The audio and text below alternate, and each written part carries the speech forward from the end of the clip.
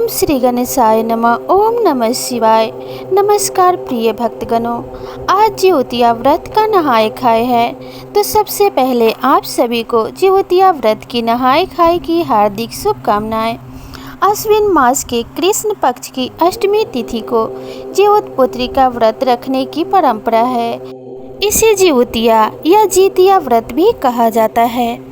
इस दिन माताएं अपनी संतान की दीर्घायु, आरोग्य और सुखमय जीवन के लिए बिना आहार और निर्जर रहकर यह व्रत रखती हैं। ये पर्व 3 दिन तक मनाया जाता है। सप्तमी तिथि को नहाय खाए के बाद अष्टमी तिथि को महिलाएं बच्चों की समृद्धि के लिए निर्जला व्रत रखती हैं। इसके बाद नवमी तिथि को भगवान सूर्य को अर्घ्य देकर उनके मंत्रों का जाप किया जाता है। इस बार जीतिया व्रत 6 अक्टूबर को रखा जाएगा। जीतिया व्रत पर पूजा का शुभ मुहूर्त कब है और कब पूजा करने से आपको शुभ फलों की प्राप्ति होगी, चलिए जान लेते हैं। अष्टमी तिथि 6 अक्टूबर को सुबह 6:34 से लेकर 7 अक्टूबर को सुबह 8:08 तक रहेगा। 6 अक्टूबर को अभिजीत मुहूर्त सुबह 11:46 से दोपहर 12:33 तक रहेगा। आप इस अबूझ मुहूर्त में पूजा कर सकते हैं। जीतिया व्रत में पहले दिन महिलाएं सुबह सूर्योदय से पहले उठकर स्नान करें, फिर व्रत का संकल्प लें और पूजा शुरू करें। इसके बाद फल ग्रहण करें और उसके बाद पूरे दिन कुछ न खाएं। दूसरे दिन सुबह स्नान के बाद महिलाएं पहले पूजा पाठ करती हैं और फिर पूरा दिन निर्जला व्रत रखती हैं। इस व्रत का पारण छठ व्रत की तरह तीसरे दिन किया जाता है। पारण से पहले महिलाएं सूर्य को अर्घ्य देती हैं, इसके बाद ही वह कुछ खाना खा सकती हैं। इस व्रत के तीसरे दिन झोर भात, मरुआ की रोटी और नोनी का साग खाया जाता है। अष्टमी के दिन प्रदोष काल में महिलाएं जीमूतवाहन की पूजा करती हैं। पूजा के बाद जीवतपुत्री का व्रत की कथा सुनी जाती है।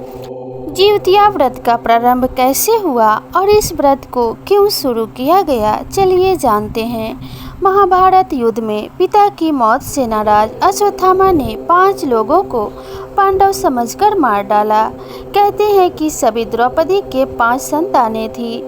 अर्जुन ने अश्वत्थामा को बंदी बनाकर उसकी दिव्य मणि छीन ली। क्रोध में आकर अश्वत्थामा ने अभिमन्यु की पत्नी के गर्भ में पल रहे बच्चे को मार डाला। ऐसे में भगवान कृष्ण ने सभी पुण्यों का फल उत्तरा की अजन्मी संतान को देकर उसके गर्भ में पल रहे बच्चे को पुनः जीवित कर दिया। भगवान श्री कृष्ण की कृपा से जीवित होने वाले इस बच्चे को जीवित पुत्री का नाम दिया गया। आगे चलकर यह बालक बाद में राजा परीक्षित के नाम से प्रसिद्ध हुआ।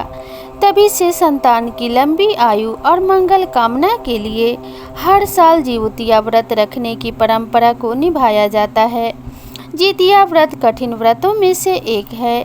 इस व्रत में बिना पानी पिए कठिन नियमों का पालन करते हुए व्रत पूर्ण किया जाता है, लेकिन कुछ खास बातों का ध्यान रखना भी बहुत जरूरी है ताकि आपको संपूर्ण फल प्राप्त हो सके।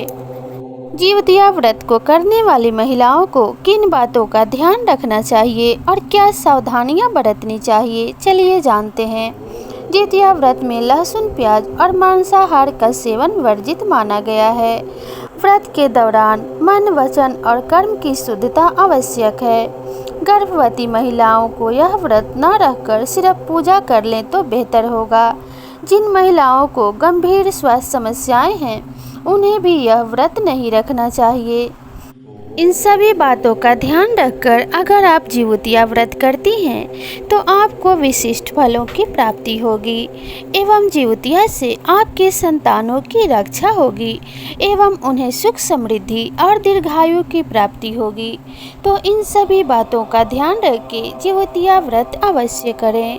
यह जीवतिया व्रत आप सभी के लिए मंगलमय हो, इसी कामना के साथ मिलते हैं नए वीडियो में नई जानकारी के साथ। तब तक के लिए राधे राधे।